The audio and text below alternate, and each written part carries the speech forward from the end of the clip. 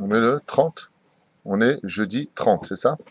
30 octobre de l'an de grâce 2014.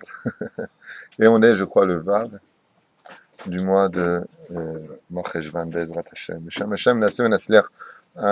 Ce sera un peu court aujourd'hui. On dédiera ce cours Bezrat Hashem pour tous ceux qui ont... je crois que j'ai fait une bêtise là, non? J'ai marqué photo, je ne sais pas ce que c'est. Tous ceux qui ont des problèmes de santé, en d'autres termes, Bezrat Hashem, David Ben Yosef Gandous, Hashem Ushuri Hayou, Bezrat Hashem, Vekol Echad Ve'echad, Bnei Israël, Bechol Atar Ve'atar. Très brièvement, on reprend un peu la paracha de la semaine, mais sous un autre aspect, pour développer en une petite demi-heure ce qu'on aurait à dire. Katou, Kacha, Vayomer Hashem, וידבר, סליחה, ויאמר אדוני אל אברהם, לך לך מארצך וממולדתך מבית אביך אל הארץ אשר אראך. Ce fameux verset de la Torah, dans la paracha de Lech Lecha, livre de Bereshit, où apparaît le premier personnage illustre par excellence, sur lequel, Bezrat Hashem, tous les fondements du judaïsme se poseront. Comme on a l'habitude de le dire, Maaseh Avot Siman Abanim, c'est ce que nous avions dit aussi la dernière fois, il y a quelque chose de curieux qui apparaît dans la paracha et qui devrait réveiller chez nous un sentiment de remise en question. Avraham Avinu alav shalom, j'ai une question à poser, messieurs. À 75 ans, comme on l'a dit, quand Dieu s'adresse à lui. Depuis l'âge de 3 ans, il a déjà découvert, on a vu avec le Rabbi et d'autres midrashim, que son créateur existe vraiment. Dans les 10 épreuves citées dans Maseret Arachin, on sait qu'Avraham Avinu, avant de partir, avait déjà été jeté dans la fournaise ardente. Donc, s'il a été jeté dans la fournaise ardente, c'est qu'il pratiquait le monothéisme. C'est-à-dire que, si je vous pose la question et que je vous dis, Avraham, quel sentiment vous avez? Si je vous dis Avraham, c'est qui? Vous me répondez quoi? L'homme de Chesed. Voilà, alors c'est la réponse que j'attendais, et sur laquelle tu peux te baser, puisque effectivement, c'est comme ça que Avraham est défini dans le monde des Sphira, dans le Sod, dans l'étude de la Kabbale. Avraham est l'homme du Chesed. C'est un fou. Mais, pardon? C'est un fou. C'est un fou. Abraham, c'est un fou. C'est un fou. Avraham, c'est un fou. Seul contre tous. Ah, il a fait meurtre. Donc lui, il dit qu'Avraham, c'est un téméraire. On va plutôt employer ce mot parce que c'est un fou. Tu lui diras ça en face, hein? Avraham est un fou. Non, Avraham est téméraire. Tu veux dire que c'est vrai qu'on dit Avraham à Ivry, l'homme hébreu, parce qu'en réalité, il est face au monde entier. C'est l'homme qui défie la terre entière en disant non, il n'y a qu'un seul Dieu, il n'y a pas plusieurs dieux. Donc pour toi, c'est un homme téméraire. Comment toi tu définis Avraham? Comme ça. Comme ça, lui, c'est Avraham, c'est qui? Il est comme ça. Non, mais Chesed en dehors de son temps. Non, mais ça, Avraham n'est pas plus que ça. Chesed, ça va. Et toi, Yitzhak, qui c'est Avraham pour toi quand on dit Avraham? Chesed. C'est vrai que Vaïta Echel Avraham va planter une tente, et c'est vrai que on le voit constamment dans l'écriture, c'est un homme qui poursuit les pauvres, c'est bien ce que l'on retient d'Avraham. Et vous avez raison, à un certain degré. Il y a autre chose aussi qu'on retient d'Abraham, on dit le père des nations. Le père de toutes les nations. Oh, Zegvar Bedaber El Hayoter. Le père de toutes les religions monothéistes. Voilà.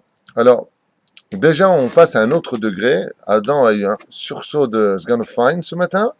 Et il dit, non, attends, Abraham, c'est pas simplement la symbolique par excellence du chesed fait au nom de Dieu. Pourquoi je dis fait au nom de Dieu? Car effectivement, beaucoup de gens ont fait du chesed avant Abraham. Abraham n'a pas inventé le chesed. Ouais, les animaux font du chesed entre eux. Les hommes, en général, font du chesed entre eux. Noé, bien avant, a fait du chesed. Ouais. Alors, lui, il dévoile un chesed qui est celui qui est fait uniquement par amour pour Dieu et non pas spécialement pour l'homme. Abraham n'a pas de raison de faire du chesed. Si tu es gentil avec moi, je ferai du chesed. Si tu n'es pas gentil avec moi, je ne te ferai pas de chesed. Abraham recherche le service divin, donc je fais du chesed pour Hachem. Ouais. Et non pas pour des... J'ai mal au cœur, je suis le pauvre. Non, je ne vois pas ce que je veux voir. Je suis à la recherche de la mitzvah. La preuve en est. Même quand il n'a pas l'occasion de faire du chesed, il pleure parce qu'il reste sans la mitzvah de faire du chesed. C'est quelque chose qui était inné en lui, le chesed, ou qu'il a développé au cours de 75 années? C'est quelque chose qui était inné ou est-ce que c'est quelque chose qu'il a développé? Parce que comment il savait que c'était une mitzvah en elle-même de faire du chesed? Alors, c'est encore un sujet extraordinaire à développer. Béhémet, la force d'Avraham Avinu, c'est d'être venu d'une neshama dont l'énergie venait du chesed. Alors, comment répondre clairement à cette question que je viens de dire, c'est le mec qui sort d'ici, j'ai rien compris. Avraham n'est autre que la réincarnation des citras des Gdusha d'Adam Arishon. Il vient de l'étincelle pure d'Adam Arishon. De quel lieu il vient, Avraham, de l'âme pure d'Adam Arishon? Il vient du côté droit, du dessous des Mochin. C'est-à-dire, on a Chochma, et en dessous Chochma, qu'est-ce qu'on a? Chesed. Non. On a Chochma Gevura, on a Chochma Bina, et en dessous, on a quoi? Chesed Gevura. Il vient de la sphira du Chesed. Donc, il a en lui cette notion-là. Par exemple, les Chachamim nous disent que le mois dans lequel un homme va naître va influencer sur sa personnalité, comme c'est marqué à la fin de Masechet Shabbat. Celui qui est né, par exemple, au mois de Nissan, bien, ce sera un homme qui aura naturellement besoin, pas envie, mais c'est presque un besoin pour lui d'aider les autres. C'est dans son sang. Mais est-ce qu'il n'aura pas de Yetzer Hara pour l'empêcher? Si. Donc, quelque part, il a ça en lui, mais son Yetzer Hara va lutter justement contre cette mida-là. Mais par contre, là où on verra quelque chose de boum dans la tête, c'est que Avraham Avinu ne deviendra que Avraham que quand il ira dans son anti-nature. Avraham est celui qui donne, celui qui aime donner, celui qui aime faire le bien, celui qui aime voir le sourire sur les gens. Dieu lui dit, prends ton fils, va le tuer. C'est extrêmement opposé, retirer, prendre la vie. C'est à l'opposé des choses. Et Avraham ne devient réellement Avraham que quand il est capable d'aller à l'opposé de sa nature. Je suis nerveux, deviens calme. Je suis avare, sois donateur. Travaille à l'opposé de ce que tu as dans ton sang. Et tu verras justement que plus on dira qu'Avraham est né avec cette mida de chesed, et plus ça devient le personnage le plus incroyable de l'histoire. Parce qu'il est capable de prendre son propre fils et d'amener sur le sacrifice sur l'ordre divin. Et pareil pour Yitzhak.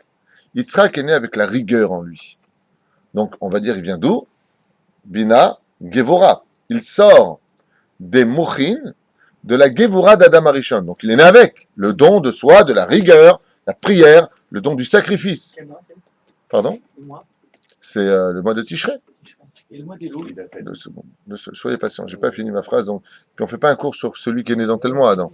Simplement, regarde dans le journal, il a dit. Regarde ton horoscope, Chaz Shalom. Chaz Shalom de regarder son horoscope. Chaz Shalom. Vous pourrissez votre mazal quand un homme regarde l'horoscope. Souvent, c'est des bêtises, mais ça pourrit le mazal de l'homme, puisqu'il lui donne par sa lecture et son. aspire. Il influence sur son mazal bêtement. Donc, Bezrat Hashem, Tamim, Tiyem Hashem Elokecha. Sois intègre avec l'éternel ton Dieu. Mais pareil pour Yitzhak. Yitzhak est né donc avec la rigueur, et Dieu lui demande quoi? Il lui place un rachat qui n'est autre que son propre fils, dans sa propre demeure, qui allume le feu d'Avodazara dans sa demeure, avec des gonzesses dans son salon, et Yitzhak est capable d'aimer cet homme. Vous voyez bien que c'est l'opposé absolu. C'est-à-dire qu'en réalité, quand tu viens et que tu dis, ouais, de toute façon, lui, depuis qu'il est né, il est né rempli de générosité. Eh bien, son travail, ce sera d'aller, au nom de la Torah et dans la morale la plus totale, à l'opposé de cela. Vous comprenez ce que je veux dire? Zéo. Zéo. La reine, non, parce que j'ai une demi-heure pour parler d'un sujet que je n'ai même pas développé. Donc, ça veut dire quelque chose d'intéressant. On va être patient. Moi, j'ai entendu que profondément, Abraham, il était Midat Adin et qu'il a travaillé ses midot pour devenir Midat Chesed. Adam, il dit, il était Midat Adin, maintenant il est devenu Midat Chesed. D'accord. Ça ne nous dérange pas, nous. Non, c'est que Namash, il est allé à l'envers de sa nature, en fin de compte. Il a travaillé. Donc, pour lui, Adam, où tu as lu ça? Je l'ai entendu dans un cours du Rav Rendevich. Ah, ok. Top, bien fait. Il y en a qui disent donc, effectivement, que Abraham serait né avec Midat Adin et qu'il a travaillé pour aller Midat Chesed. C'est là, il a fait En Nafkamina pour moi. Que ce soit dit comme cela, dans le Sefer Imrechen, c'est marqué le contraire. Dans ce livre-là, la référence, c'est ça. Shevim Panim la Torah. Alors, Abraham a dit à Adam, Baruch Hashem, intelligemment, c'est pas que le représentant du Chesed sur terre, c'est aussi le représentant d'un papa, Avraham, c'est du mot Avram, donc le père des nations, le père de la nation, le père des nations. Ce qu'il y a de curieux, c'est que Avraham Avinu alav shalom met en pratique sa religion, on va appeler ça sa religion, mais c'est pas le mot adéquat. qui est celle de ramener les gens au monothéisme.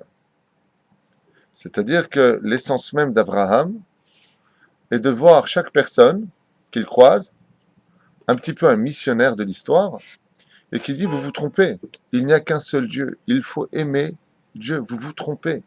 Je dis ça pour vous parce que vous ne comprenez pas qu'on est en train de vous arnaquer dans l'histoire et que la Avodazara, le travail étranger à l'Éternel notre Dieu, est un travail qui vous éloigne non seulement de la vérité, mais qui est pervers, car c'est au nom de ces statuts inventés par l'homme que vous finissez par trouver morale et réconfort à vos actes immoraux. Sur ce, Abraham est un homme qui appelle à la Teshuvah. C'est extraordinaire. Un homme se situe au summum de la pyramide du retour vers le monothéisme, dans une situation où, comme tu l'as dit, il lutte contre la terre entière, et Dieu lui dit, arrête. Pourquoi? Je te lis le verset. Lech lecha, va-t'en, va pour toi. Ben, il se trouve dans le QG par excellence de Nimrod. Il se trouve à Ur-Kasdim. Il se trouve à Haran. Il est là-bas et il est en train de ramener tout le monde vers le monothéisme. Créé par Ezrat Hashem, la première congrégation du retour vers il n'y a qu'un seul Dieu sur terre après le balagan dans lequel tout le monde se trouve. Dieu lui demande non pas d'arrêter, puisque le chesed d'Abraham va revenir tout de suite après, mais ce chesed d'Abraham, cette bonté d'Abraham, apparemment est mal dirigée. Il y a quelque chose qui pourrait être un peu plus important que la religion d'Abraham. Et c'est quoi d'après vous? Israël. Non, Israël est là. Avec ou sans Abraham, il y a Israël. Abraham, comme vous l'avez dit lors du précédent, Alors écoute. Le chaliard d'Akadosh Baruch Hu pour le projet Israël. Oh, alors là maintenant on retourne à une autre dimension. D'un coup, et je vous demande d'ouvrir bien grand vos oreilles. Avraham Avinu alav shalom est un homme qui est beaucoup plus élevé que ce que notre pensée humaine pourrait comprendre. Ça veut dire que très clairement, personne n'a le niveau sur terre de comprendre qui est Avraham. Vous n'avez pas compris. Avraham n'est pas un curé, chas v'shalom. Ce n'est pas un homme qui fait le bien comme on pourrait l'imaginer. Pas du tout. Avraham connaît le Shara Merkava. Par exemple, j'ai ici un livre qui avait été écrit par Avraham Avinu qui s'appelle le Sefer Yetzira d'Avraham Avinu. Et quand vous mettez vos yeux dedans, Avraham connaît absolument tout le Talmud, toute la Torah écrite et la Torah orale, et c'est marqué dans la Gemara, puisqu'il est marqué Aderuf Tafshilin. Avraham faisait parfaitement les lois de Shabbat. Avraham était prophète, il parlait avec Hachem, comme c'est marqué dans le texte de la Torah. Il n'y a jamais marqué qu'Ishmaël était prophète, c'est marqué nulle part dans la Torah. Mais par contre, il est marqué qu'Avraham, oui, est prophète. Et sur ce, je réponds à une personne qui un jour m'a dit Ishmaël est prophète. C'est marqué nulle part. C'était juste une réponse à donner. Et je vous affirme qu'il ne l'était pas. Sur ce, Avraham Avinu alav shalom est un homme qui vient bien au-delà de toute pensée humaine. Avraham était capable de l'echayot metim, par exemple, de rapporter les gens à la vie. Avraham n'avait pas de problème de fréquenter. Le Midrash nous dit que les anges vivaient chez Avraham de façon constante. Avraham, c'est pas quelqu'un à qui on avait, nous, dans notre génération, on vient lui dire, tiens, Avraham, dans le Shulchan Aruch, c'est marqué. Il sait tout ça, Avraham. Avraham est un homme qui est bien au-delà de toute notion humaine. On se comprenne bien. Il est le père de ce que nous savons. Comprenez? C'est très important de le vivre. Et au-delà de toute dimension et de tout niveau, Avraham a une idée. Celle d'être le rédempteur du monde. C'est-à-dire d'apporter la connaissance de Dieu sur toute la terre. Quand est-ce qu'on verra cet événement où la terre entière sera remplie de la connaissance de Dieu? Quand il y a un Mashiach. Donc, quel est le rôle maintenant d'Avraham Avinu? Dévoiler, non pas Mashiach, d'être le Mashiach lui-même et de dévoiler le monde. De dévoiler la réalité dans le monde. Et Dieu lui dit, arrête, c'est pas ce que je veux. Et il a fait, je m'en repris, c'est pas ce que je veux parce que ce n'est pas le moment. Tu ne peux pas, toi tout seul, Avraham, comprendre la Gevura, Tiferet, Od, Netzach, Yesod, Malchut. Tu peux pas tout avoir pour toi. Avraham, tu peux être que le déclencheur d'une des 7 sphirotes. On a besoin de l'autre côté, on a besoin de Yitzhak, on a besoin de Yaakov, on a besoin de Yosef, et David Amelech. On a besoin. Moshe et Aaron, de chaque côté. On a besoin. Le peuple d'Israël ne peut pas exister que sur les épaules que d'un seul homme, c'est pas possible. Il faut que chaque homme représente une figurine. Donc, Abraham n'insiste pas. Tu ne sauras pas les 7 sphirotes à toi tout seul. Lech lecha. Non pas va pour toi, mais va au-delà de toi. J'ai besoin que tu meurs. Abraham, je te raconte ce rabbi débile. Je vous ai expliqué l'an dernier que la Mishnah de Avot, 5e chapitre, 24e Mishnah, nous apprend que quand un homme atteint l'âge des 100 ans, il est considéré dans ce monde comme mort et annulé. Lech lecha fait gematria 100. Dieu lui dit, va jusqu'à l'âge de tes 100 ans pour être mort et annulé de ce monde, pour renaître de nouveau. Et effectivement, quand une personne naît, on fait 2 choses dans le judaïsme. On lui donne un nom et on lui fait la Brit Mila. À 100 ans, Abraham change de nom. Il passe de Avram à Avraham et Dieu lui demande de faire la Brit Mila. Donc, il y a une espèce de mort d'Avram, à un tel point que la halakha nous interdit de nommer Avraham Avram. Dès qu'on le nomme Avraham, il est interdit de dire d'Avraham qui s'appelle Avram. Il ne faut pas rappeler ce nom-là. Et pourquoi? Parce que le projet d'Avram ne sera surtout jamais le projet d'Avraham. Surtout pas. D'où le mot Lech Lecha. Va pour toi. Va pour un renouvellement de ce que tu es toi-même. Et c'est quoi ce renouvellement? C'est que Avram, son plan, le père des nations, c'est de faire de toutes les nations un Israël. C'est-à-dire que la terre entière sera reconnaissante de Dieu unique, Akadosh Baruch Hu, mais que la nation qui représentera Dieu, c'est toutes les nations. Et là, on a quelque chose d'incroyable et d'effroyable aux yeux d'Abraham qui frappe. C'est une épreuve pour lui qui va au-delà de toute pensée. C'est que Dieu lui dit, ce plan-là, c'est pas le tien.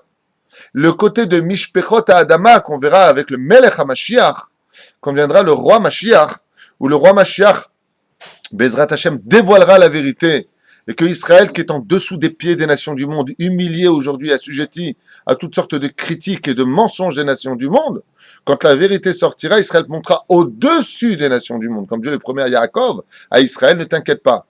Je les laisse monter comme un aigle jusqu'à moi, les nations du monde. C'est pour ça que vous verrez toutes les nations ennemies d'Israël avoir comme symbole l'aigle.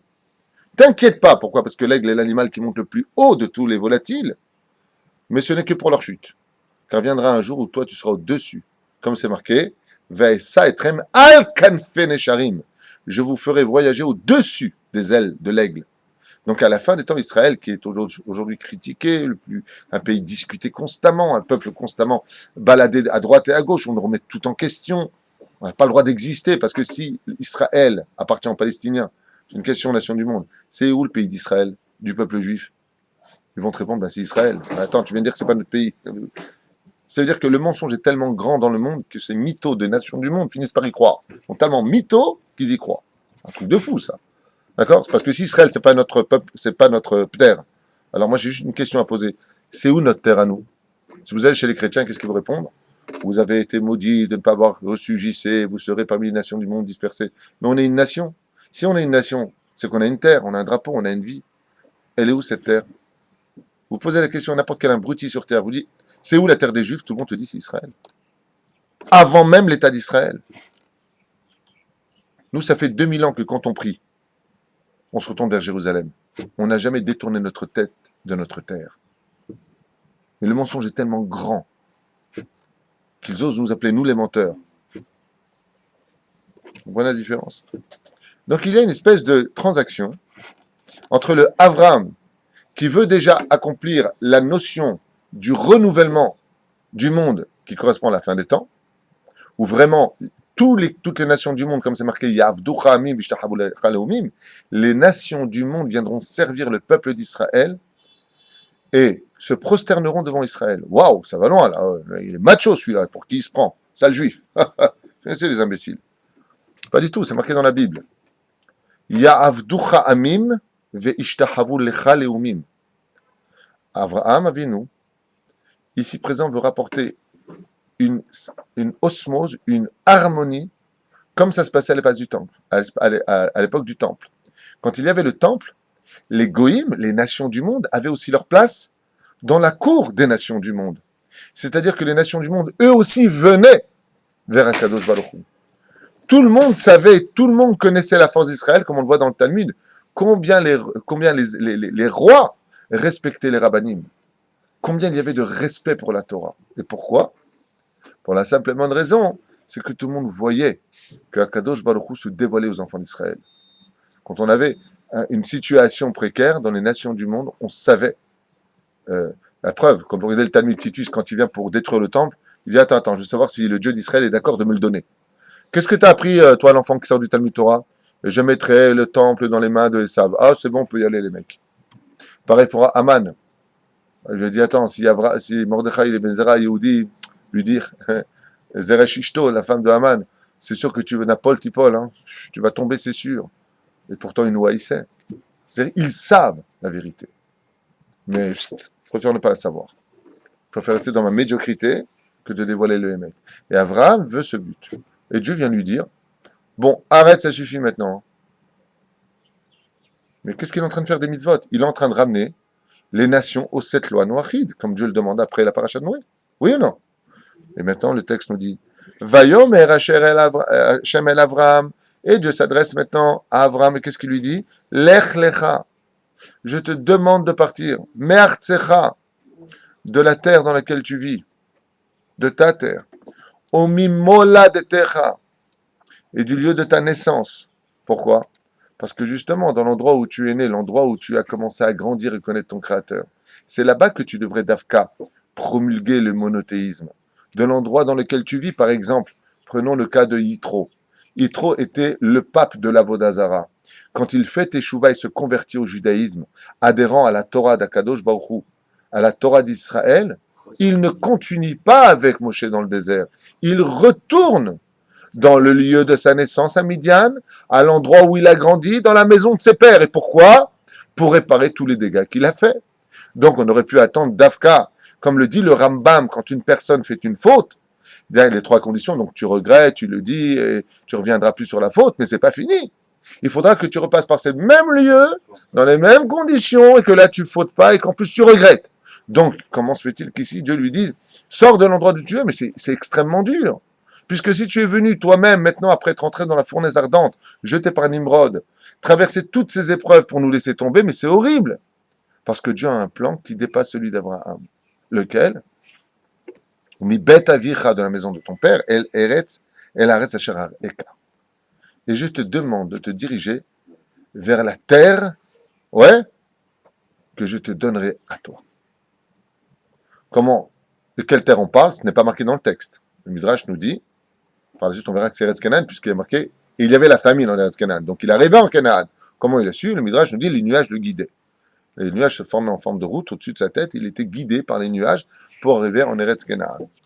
Et là-bas, pourquoi tout cela? Quel est le but? Ve'esecha le goy gadol. Car je veux faire de toi une grande nation. Il n'y a pas marqué je veux faire de vous une grande nation. Dans le plan de Akadosh Baruch Hu, il y a une volonté qui va. C'est dur d'entendre ce que je vais dire, mais il y a une volonté d'Hachem qui va au-delà de la religion à mettre en pratique. Je ne sais pas si Abraham, c'est un homme qui ramène les gens au monothéisme. Dieu lui dit, c'est très bien, tu vas continuer ce projet, mais dans une dimension beaucoup plus élevée. Laquelle? Celle de comprendre que tu ne deviens pas le père des nations, mais le père d'une nation. Ve'esecha le goy gadol. Je vais faire de toi une grande nation. Donc Akadosh Baruch Hu, ce qu'il est en train de dire, si je devais un petit peu déformer les mots, non pas les déformer, les expliquer plus clairement, pour ne pas que l'on en vienne à l'hérésie. Plus fort que la teshuva individuelle sur terre, il y a lieu de créer la nation d'Israël. Ve'esecha le goy gadol. Abraham est religieux, mais il est en galoute. Il ne vit pas en Eretz Israël. Dieu lui dit, bon, arrête de vivre à Paris maintenant, avec Baruch Hashem, ton judaïsme, ta Torah, tes mitzvot, et Gi Azman, Shetekayem, Parashat Lech Lecha. Je me demande, avec tout le respect et l'amour que je dois à tous les religieux de ce monde, comment, quand ils passent sur la paracha de Lech Lecha, ils peuvent expliquer le Lech Lecha. La seule explication que j'en retire, c'est qu'ils apprennent de l'histoire à leur communauté. Alors Abraham, Dieu lui a dit, alors tu vas pour toi, c'est pas de l'histoire. La Torah, c'est un journal télévisé, mais le vrai, pas ce qu'on voit dans les médias. On est en train de te dire, Lech Lecha. Toi, rabbin, quand tu étudies ça, comment tu vis ta galoute? Lech Lecha. Va rejoindre ta nation. Reviens en Israël. Regardez bien le texte. Les goy gadol. Va'avarecha slecha vagadela shemecha. Car ainsi donc, je te ferai grandir ton nom. Vehiye beracha. Et tu auras la bracha. Question. Ça veut dire qu'avant, il n'avait pas la bracha? Réfléchissez. Vehiye beracha. Ça veut dire que tout ce que tu es en train de faire, c'est bien, mais ce n'est pas mes plans. Mes plans, c'est qu'il existe une teshuva d'une dimension que tu ignorais jusqu'à maintenant. Il va falloir que tu fasses mourir ton idéologie. Ça ne veut pas dire que mieux vaut être religieux, on va dire, chiloni en Israël que religieux en Galoute. C'est pas ce que je suis en train de dire.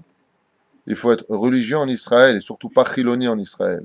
Surtout pas, t'es fou, quoi. Tu viens avec les mains sales près de ton père, Akadosh Baruch Hu, le roi des rois. Chagav, il y a une musulmane qui s'entretient beaucoup avec moi sur le site. À chaque fois, elle me dit, vous n'avez pas honte d'appeler Dieu papa. Chez nous, madame, dans le judaïsme, on dit Avinu Malkenu, papa. On appelle Dieu papa parce que la proximité, effectivement, d'Akadosh Baruch Hu, c'est l'appeler papa. Dans le judaïsme, c'est comme ça qu'on appelle Hachem. Avinu. Avinu, c'est dire notre père. Akadosh Baruch Hu. Donc, si vous avez une proximité qui est beaucoup plus éloignée et gérée que par la crainte, nous, elle est gérée par la crainte et par l'amour. Et la crainte et l'amour, chez nous, ça s'appelle Aleph Bet, c'est Abba. Les Goïmissines disent notre père qui est au-dessus.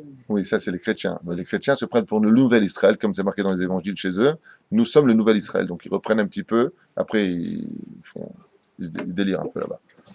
À deux reprises, la terre d'Israël a été créée par, entre guillemets, des non-religieux. Alors, justement, c'est ce qu'on verra par la suite. Babylone. La Babylonie, non, tu ne peux pas dire ça. La Babylonie Ils a sont été. revenus. Non, alors justement, oui, ils sont revenus avec des non-religieux. Oui, les religieux sont restés en Babylonie. Et les religieux sont restés là-bas. Et c'est pour ça qu'il n'y a pas Mashiach. Et 48 aussi. D'accord. Aval, de l'autre côté, il n'y a pas plus important que la Torah et les mitzvot. Au-delà de tout, la terre d'Israël n'est rien s'il n'y a pas Torah ou mitzvot. C'est-à-dire, ce qui donne l'âme à Israël, c'est la pratique du Torah mitzvot. Im bechu kotai telechu vet mitzvotav tishmeru basitem otam bechule bechule natati beracha ba'aretz, je donnerai bracha, le shalom, vous poursuivrez vos ennemis avec très peu d'hommes, 5 hommes, bechule bechule. C'est pas la seconde étape. C'est pas la seconde étape. D'abord, venir.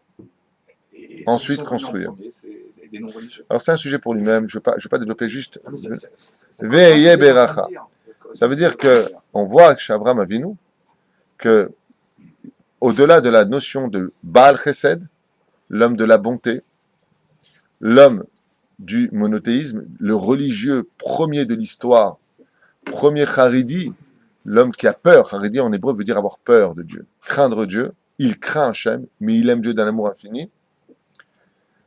La paracha de Lech Lecha nous dit, je vais te dévoiler, non pas les 75 ans comme on a vu que le rabbi dit, mais comment c'est possible que Dieu ne marque pas la vie de 75 ans?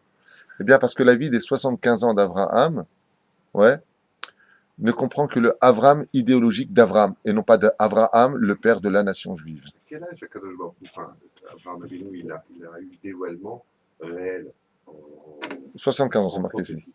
Donc, ça veut 75 dire ans. À 75 ans, d'accord. Donc ça Mais- veut dire que de sa naissance jusqu'à 75 ans, c'était une démarche personnelle, on va dire. Donc Oui. à ce moment-là, Akadosh Baruch Hu, dans la paracha, Mais quand même par amour pour Dieu. oui, pour d'amour pour Dieu. Il est missionnaire, Voilà, mais il Dieu n'y avait lui pas un dit- véritable dévoilement. mais Dieu lui dit, parce que il faut savoir qu'ici, il y a un peu de doute. Mais Akadosh Attends juste un Baruch Hu- instant. Abraham Avinu, c'est la réincarnation, on a dit, de Adam Rishon. Ouais. Donc lui, dans son but, c'est de récupérer, puisque Adam Rishon est le père de toutes les nations. Abraham a ça en lui, il est le père de toutes les nations, et il veut récupérer toutes les nitzotzot, et vous verrez ça en Égypte. Je vous dirai un petit chidouche. Oh là là, tu as vu? On n'a pas le temps. Aval, juste comme ça à toute vitesse. Abraham Avinu à la Shalom, il vient donner un petit chidouche. Et c'est quoi son chidouche? c'est d'essayer de récupérer toutes les nitzotzot qu'il a. Et c'est pour ça d'ailleurs que, très brièvement, quand on arrive en Égypte, pour répondre à ta question, qu'est-ce qu'il dit à Avram? Il dit à sa femme, dis que tu es ma sœur, et là il sort un truc, mais alors que ta tête elle se retourne, il dit afin que il ne me tue pas à cause de toi et qu'on s'enrichisse. Tu fais du commerce ou quoi? La Gemara nous dit effectivement, on a l'habitude dans le judaïsme, certainement aussi dans l'islam, je pense qu'ils font comme ça, d'avoir l'autorisation de demander l'autorisation au père pour épouser la fille, ou à qui? Au frère. Et donc Abraham lui dit, s'ils savent que je suis ton mari, au nom de la Vodazara, ils vont me tuer pour prendre la femme. C'est pas moral de prendre une femme mariée. C'est ce qu'il y a de plus horrible d'ailleurs dans la Torah. D'accord? Le Red Guénam, Véloné Léolam. De son Guénam ne remonte plus. Sauf s'il fait une teshuva, un tikkun très difficile. Aval quoi qu'il advienne, tout est réparable. Ceci étant dit, Mazé Omer, Zomer qu'Abraham Avinu est en train de lui dire, c'est l'occasion pour nous de nous enrichir. Mais on sait qu'Abraham Avinu, il est spirituel, il n'est pas du tout vers Abraham Kaved Meod. Babakar, Batsan, Bagemarim, Bachamorim. Il veut pas tout ça, Abraham. C'est un homme de spiritualité. Il est loin de cette connotation. Alors qu'est-ce qu'il veut dans la richesse? Pourquoi il dit d'un côté, Abraham est très très lourd, tellement c'est rassera pour lui de traîner avec lui autant de richesse, et de l'autre côté, il dit, viens, on se fait de l'oseille. Je comprends pas. Vous avez compris ce que je viens de dire?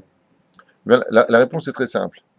Si toi, ma femme qui est si belle, je dis que tu es ma sœur, parce qu'en réalité, c'est son âme sœur, il ment pas. Il y en a qui disent que la nièce était appelée Heurti, ma sœur. Ouais. Donc il n'a pas menti dans ce domaine. Mais il y a quand même une espèce de commerce, premier juif de l'histoire, du commerce, c'est bizarre avec sa femme. Il est en train de dire que c'est très simple. On va rentrer en Égypte parce qu'on doit rentrer en Égypte. Pourquoi on doit rentrer en Égypte? Parce que, oula, il y a des choses très très puissantes à dire ici. Il y a plein de choses qui me montent à l'esprit maintenant, très très fort, très très très fort. Mais je reste quand même dans le degré dans lequel je veux dévoiler avec vous cette parenthèse. Ce qu'Avraham Avinu, c'est que avant la semence d'Adam Arishon qui était tombée en Égypte, vous vous rappelez tout ce qu'on a expliqué dans la Kabbale à propos de la semence d'Adam Arishon qui était tombée en Égypte, il sait que cette semence, les étincelles, oui, le rapah, donc les 288 étincelles qui étaient tombées dans l'Égypte, selon le Hari Akadosh, on devra les récupérer. Et lui, il dit à sa femme, allons réparer ce qu'on a fait avant, car vous savez que Sarah, c'est la réincarnation de Ève, et que Adam s'est réincarné chez Abraham. On est bien d'accord? Donc il dit maintenant, viens, on récupère un petit peu tout ce que l'on a. On va recevoir les cadeaux. Quel cadeau il parle? Récupérer les âmes qui sont à l'intérieur, afin que nos enfants n'aient pas besoin de descendre 210 ans en Égypte, travailler cette terre pour récupérer. Il a voulu devancer la Géoula, devancer le travail. Maintenant, on commence un peu plus à comprendre les choses. Et c'est pour cela qu'il lui dit, la seule façon pour moi de rester en vie, de nous enrichir, c'est quoi? Afin que par rapport à toi, je m'enrichisse. Bah oui. Waouh, comme elle est belle. C'est qui? Ma sœur. Je te donne 100 000 pièces d'or, 200 000 pièces d'or, 300 000 pièces d'or. Personne ne viendra tuer Abraham. Pourquoi? Parce que il devient le tuteur de cette fille qui est maintenant, soi-disant, libre pour être mariée. Donc il s'enrichit. Et Abraham, on sait très bien que c'est un homme qui ne fait que donner ce qu'il a. Un homme qui est devenu milliardaire. C'est pour sa villa, ses Porsche, ses machins bidule, les chouettes. Abraham, tout ce qu'il a, il le donne, jusqu'à sa chemise. Alors pourquoi tu veux devenir riche? C'est pas la richesse qui cherche Abraham. C'était récupérer en Égypte toutes les étincelles pour éviter à sa descendance d'aller faire ce travail, devancer le travail. Et les Parchanim nous disent et nous expliquent, vous voyez, que ça va bien au-delà de ce que l'on pourrait penser. Et encore, on est loin, loin des plus grands secrets de ce verset-là, très, très loin. Mais, comme le dit Rashi, celui qui prend la route, celui qui va sur le chemin, il est évident qu'il ne pourra pas avoir d'enfant parce qu'il est fatigué. Donc, va varecha, comment c'est marqué là-bas? Excusez-moi un instant, je reviens en arrière. Ve'aïsecha les goy gadol, je ferai de toi donc une grande nation. Tu pourras multiplier, croître, multiplier. Va varecha, tu bezrat Hashem. Comment dire Rashi, rappelez-moi, Bemamon, dans la richesse tu deviendras riche, et beracha, beracha, netunot, beyadecha, adakshav, ayu beyadi, beracha, la adam noir. Et je remettrai entre tes mains la bénédiction. Celui que tu voudras bénir sera béni, celui que tu voudras baser sera basé. Je remets entre tes mains le sceptre de la vie. Mais pourquoi tout cela? Pour une mission qui va bien au-delà de notre judaïsme. Et je finirai juste avec ça pour cette parenthèse merveilleuse de ce petit passage, si important pour nous à vivre dans l'actualité, non pas dans Abraham, il a fait l'Achlecha, il est parti, je vais la faire moi. D'abord, c'est pas l'Abraham qui est parti. Comment je peux le vivre, mon Abraham d'aujourd'hui? La Torah, c'est éternel, ça vit dans tous nos sentiments. On doit vivre cette Torah. Eh bien, Abraham Avinu alav shalom, on lui fait comprendre que c'est bien d'avoir été religieux, c'est bien d'avoir été un grand pratiquant, Kavataitim la Torah, comme on dit souvent, mais une question essentielle. Qu'est-ce que tu as fait pour ta nation? Qu'est-ce que tu as fait pour créer un peuple pour Dieu? La femme va dire, moi, j'ai jamais pris la pilule. Tant que j'ai pu amener des enfants, j'ai amené des enfants. Bravo. Bravo, madame. Moi, j'ai fait Malia, je suis venu en Eretz Israël. Je fais pas grand-chose. Je suis venu remplir une place du puzzle où encore un juif vient rejoindre la coagulation de la nation d'Israël. Je m'efforcerai là-bas de continuer le travail d'Abraham Avinu. C'est-à-dire maintenant que je reviens en Israël, maintenant je parlais du Shabbat Kodesh, maintenant je parlais d'importance des filines encore plus. Là maintenant il faut parler du monothéisme. Parce que ce que veut Akadosh Baruch Hu, pour être roi, il faut un pays. Pour être proclamé, il faut un peuple. Et pour être reconnu, il faut effectivement que ce peuple éclaire les autres. Mais on voit que Akadosh Baruch Hu veut d'Abraham Avinu, contre toute attente, parce que ce sera son tafkid à lui, que le plus grand chesed d'un juif, c'est de dévoiler Dieu d'Afka d'Eret Israël. Et il y en a d'autres qui le feront à l'extérieur, qu'on verra avec le Tzon et le Bakar, c'est Yaakov Avinu. Il faut des juifs pour ce travail, et des juifs pour un autre travail, chacun à sa place, pour créer une merveilleuse armée dans le monde, pour Akadosh Baruch Hu, une armée pacifiste, une armée de shalom, bien sûr, pas une armée comme Daesh, Ras Shalom, mais une armée pure, une armée pieuse, qui dévoilera Hachem à travers des messages précis et des couloirs définis. Ça, c'est le dévoilement d'Abraham contre toute attente. Ce n'est pas l'homme de la religion, le premier monothéiste pieux. C'est le premier homme sioniste qui retourne sur sa terre avec sa Torah.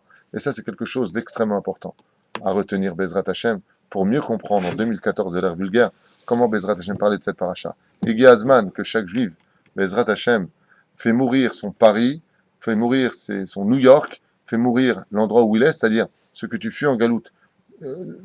Laisse-le partir pour renaître de nouveau, comme dit Rabbi Yochanan, tout celui qui fait salir en Eretz Israël, on ne reconnaît pas les fautes qu'il a fait en galoute. Pourquoi? Parce que ce n'est plus le même homme, c'est une nouvelle âme qui rentre en lui le premier soir où il dort en Eretz Israël dès qu'il a fait salir. Kol tov.